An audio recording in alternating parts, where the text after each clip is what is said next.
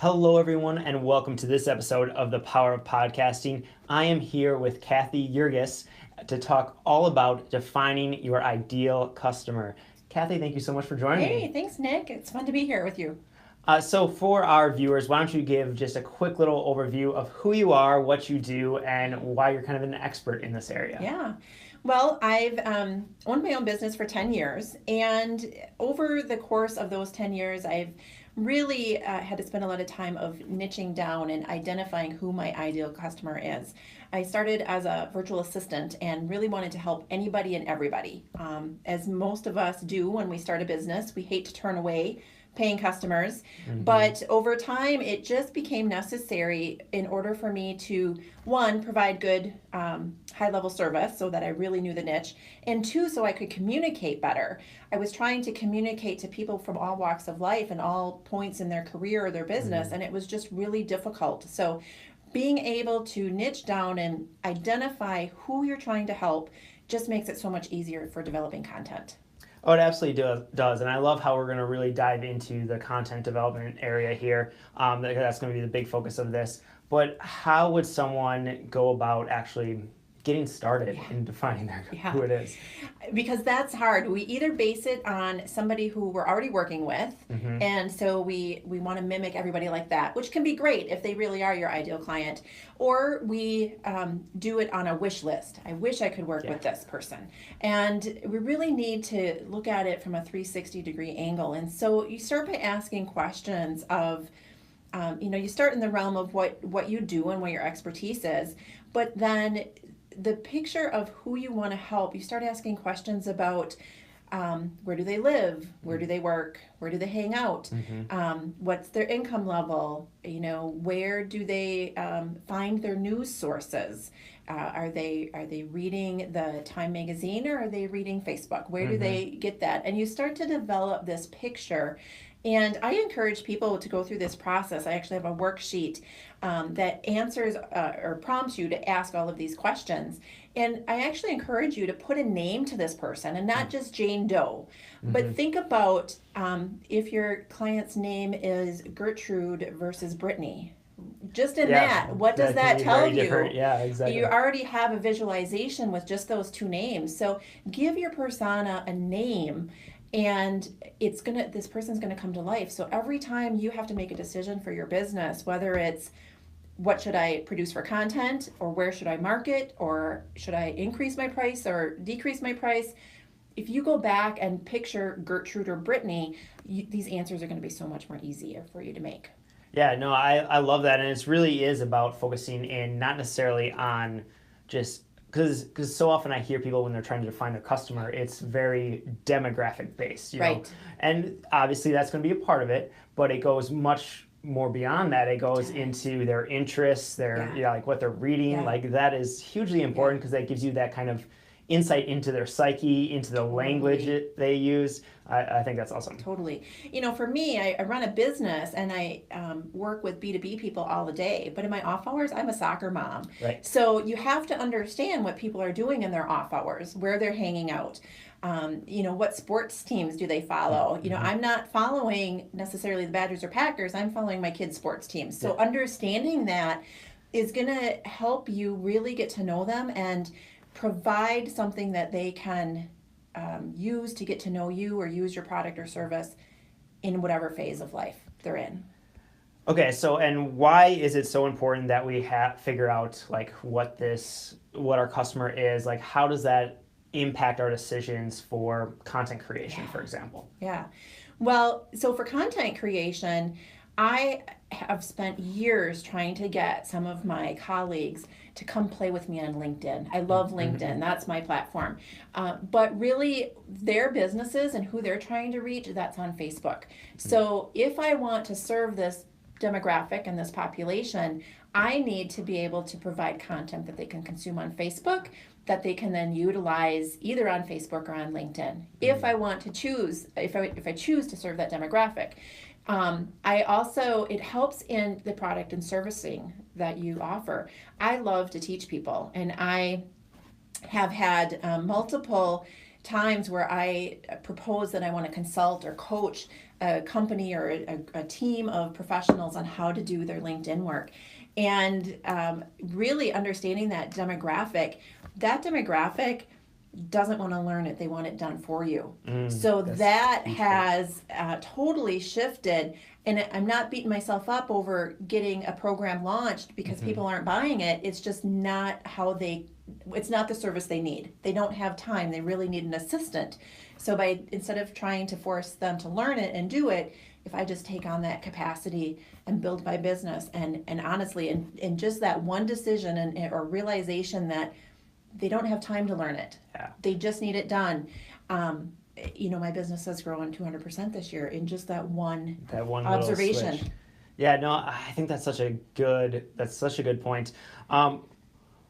So I guess that kind of brings the question, at least for me, how do you decide who your customer, like what comes first? Do you want to be a service, like do you decide, hey, I want to be a service-based business, or I want to like what comes first, the customer or the product? Well, when you start out, it's who's ever willing to pay you often. Right, yeah. So that morphs and it bends, and you have to be adaptable to that over time. But ideally, it's by listening. So on whatever social media platform you think your ideal customer is hanging out on, start spending some time there and just observing.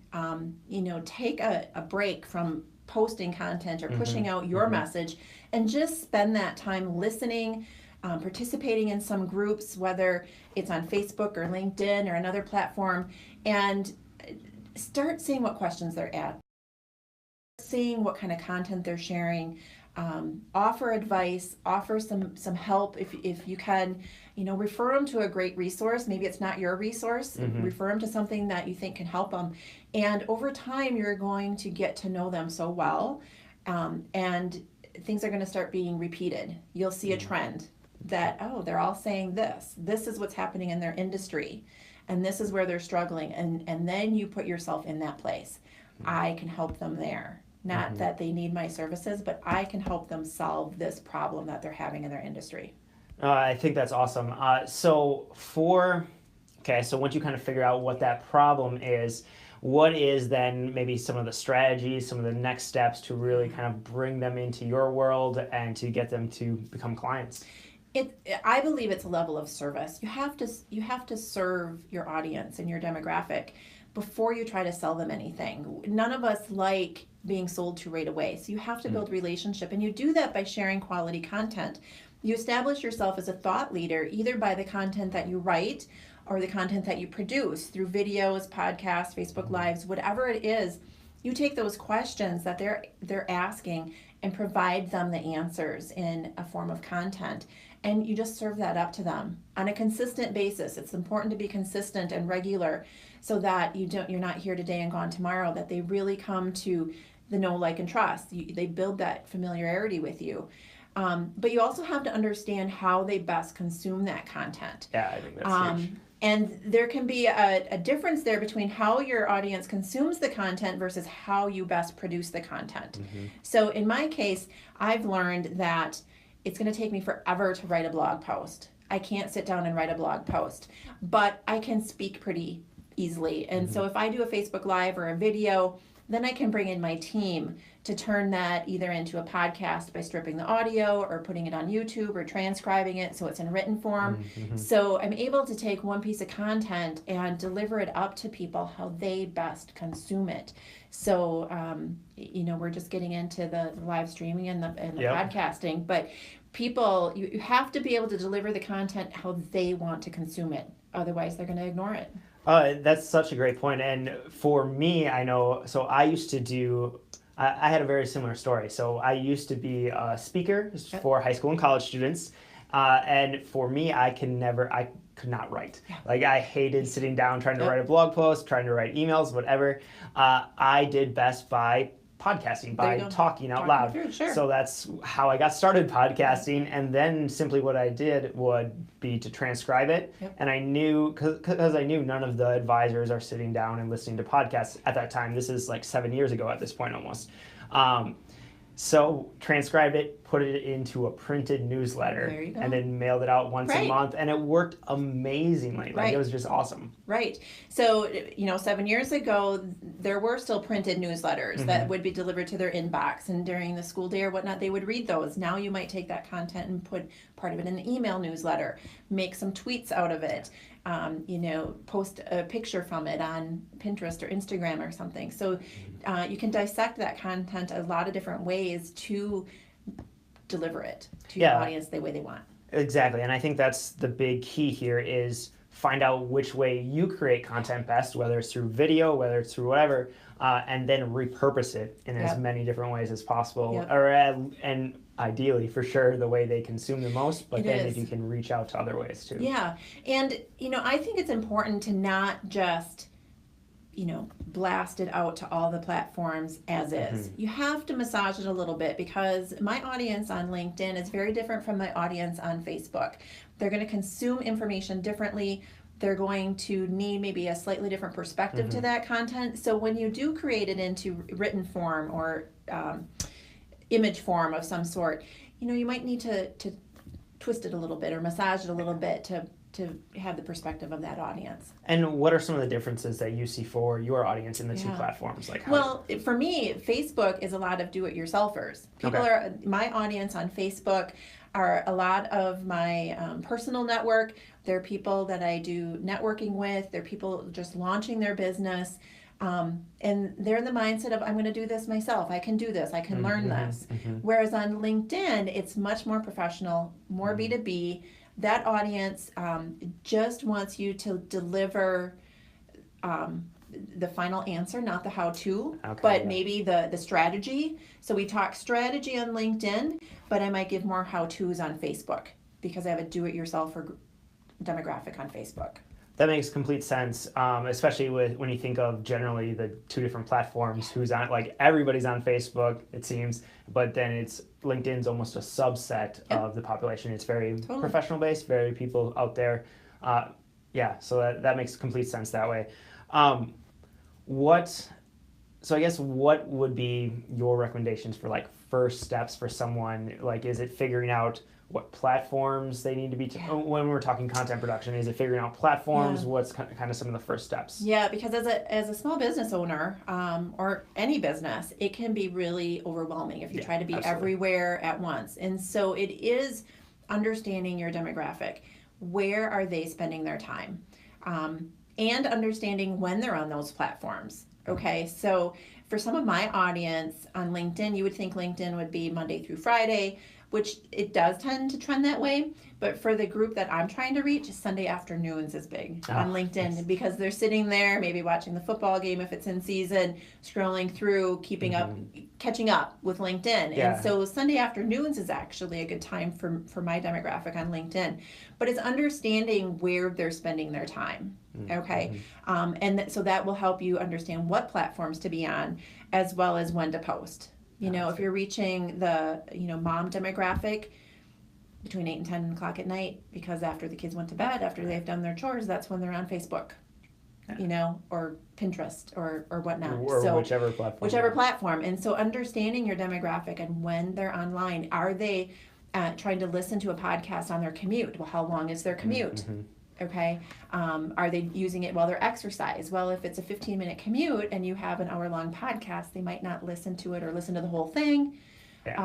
Or, if it's shorter, then they might want something longer. So just understanding how they consume that content. Yeah, and that's the huge piece that I think so many people miss when they're creating content is they just want to jump in. They want to do what they've seen other people do, what kind of is the standard, but you need to, again, it comes back to all those decisions need to be based around your ideal customer. Right. And so when you can picture that person and say, this is Brittany, and Brittany owns a dog, and Brittany doesn't have any kids yet, but Brittany goes and works out for an hour after work, all of a sudden your content production just becomes easier, and your avenues for marketing or cross promotion, because if she has a dog and no kids, you know how to position your material maybe in some other groups or on some other Facebook pages to win over that audience that's already built around a similar interest. No, that's awesome. So what are some examples of maybe people who are doing it really well or companies that are doing it really well, or just like some of the strategies that you see them using? Yeah. So the people that are really doing it well on LinkedIn, again, because that's where I play most of the day, they have brand ambassadors from their company. Okay, LinkedIn is about the person. Your personal profile is about you and your accomplishments. You can have a LinkedIn company page that's about the company, but oftentimes the stories that come out of the company are a little boring. So the ones that are doing it really well are using some of the employees to tell stories from their perspectives. Whether they are insurance agents who can tell a story about a community event and how they sponsored it, or if it's an employee in the tech department who can talk intricacies about the new product that they're launching. But just by having that person tell it versus corporate marketing tell it, it's going to have a human interest element to it, and it's going to do well. The people doing it well understand that it's about the engagement. So you can post on your company page, but you also have to have a team of people around that to share it, to ask questions or answer questions on there. It's not just a post it and forget it. You really have to go back and visit it and revolve around that conversation. Any post or any comment that's left on your update is really the opportunity to start a conversation. Yeah. And they understand that. So they're devoting the time. People on their team are devoting the time to go in there and engage. No, I think that's huge. And I like a couple aspects of that, especially like gathering almost a small team, like if you have that, or even if you are a solopreneur, like if it's just you, maybe gathering some friends or colleagues, other people, and just be like, hey, when I post something, will you go like, comment, share it? Like that can be huge. Yeah. As a small business owner, as an entrepreneur, having that group, and it doesn't have to be a formal mastermind, but just having a group of people who have your back and like what you're doing and support you in your business. Just that, posting of a comment or sharing can go huge, can make it huge, because then we know we're not out there just talking to the crickets because it's quiet. Right, yeah, that makes you feel better when you actually get some comments, but then it also will kind of start a little bit of engagement, get some more impressions, get a little more reach, and then it just opens, because no one ever wants to go first. It seems to be the issue, like no one ever wants to be the first one to leave a comment, no one ever wants to be first, but once that ball gets rolling, then it gets easier and easier. Yeah, somebody just shared on my Facebook feed about a camp, a summer camp for kids, and a friend said, oh, my 2 kids went and enjoyed it. Well, I jumped in, oh yeah, my kid went a couple years ago and enjoyed it. So now, we have nothing in stake for this camp. It was a good camp, but now you have that backing of some familiarity, so other people will give a closer look to it on their site. Yeah, absolutely. The other piece that I loved that you were kind of talking about is really just the focus on, I guess, almost stories. Yeah, it's the person from the tech department explaining the new device or whatever it is. It's really finding a way to bring that human factor, that story around these products, around these services, because I think that's the key piece that is often missing. And that's a big reason social media has grown so huge. Yeah, people want to hear the stories behind the scenes. So I think that's huge. And just realizing that people don't buy from companies, people buy from other people. So making it human and putting a person behind it, including good photos on all of your brand pages of the people who are part of your team, it will go a long way to building that brand. That's awesome. Do you have any other recommendations for people who are looking to kind of up their content game a little bit? Well, as I said, I have a worksheet you can go through to help identify your content, and I'll provide that on a link here.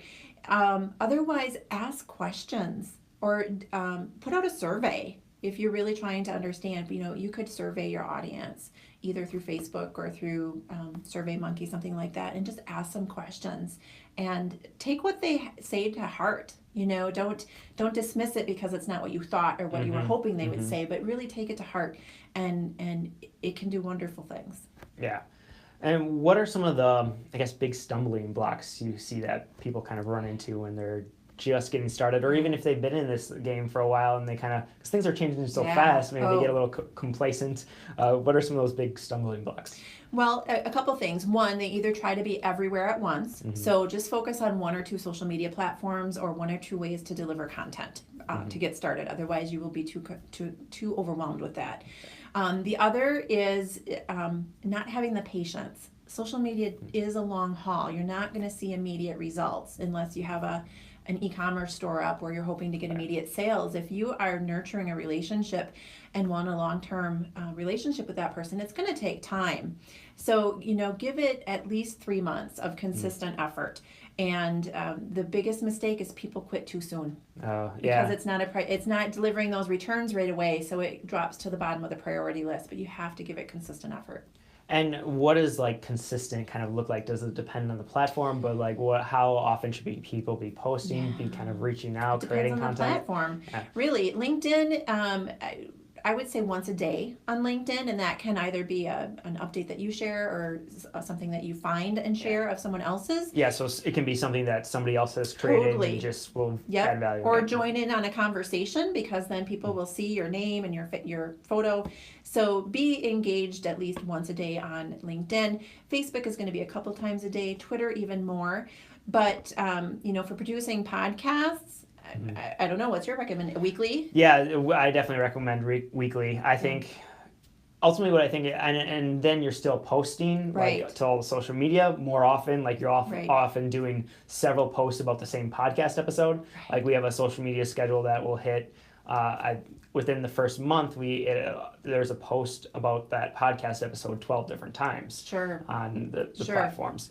But it really comes down to you need to be creating some type of content once a week, I think, at least. I would agree with that. So whatever your main piece of content is going to be, and whatever vehicle you choose to deliver that once a week is going to be key, and then tailor it and chunk it down for the other platforms. Yeah, and that could be, it could be a blog, could be video, could be live stream, could be email, could be lots of different things, but just that consistency. Yeah. Because it just builds that habit is what I've found. Exactly. And people come to expect it, especially if you're doing podcasts and they're used to that schedule and there's not anything for them to download or listen to on schedule. They're wondering what's up.